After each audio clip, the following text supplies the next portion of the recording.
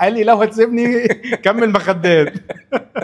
انا اشتركت مع علي مظهر علي مظهر احسن مدرب في مصر يعني. مش ان انا جربتهم كلهم، بس هو فعلا يعني خطير وبيحفزك جدا وبيخليك يعني عايز تكمل اكتر. هو اللي قال لك على موضوع المخده انك تحطها ده بعد ما سبته.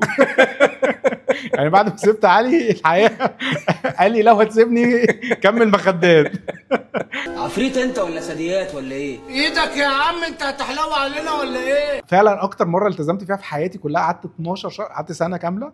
برافو. بروح ولا وفي فرق جدا يعني، حصل ترانسفورميشن. غالبا كان الاشتراك كان غالي شويه عشان طبعا ده موضوع تاني. سنه موضوع تاني. بس هو علي بقى يعني هو برضو زمان يعني وقت ما انا رحت كنت اتدرب معاه ما كانش بالنجوميه والشهره دي. والحقيقه هو ما اتغيرش يعني، هو بجد يعني بني ادم جميل ما اتغيرش خالص. كان زمان لما كنت بكلمه في التليفون مثلا ما كانش بيرد عليا، ودلوقتي لما بكلمه ما بيردش عليا برضه.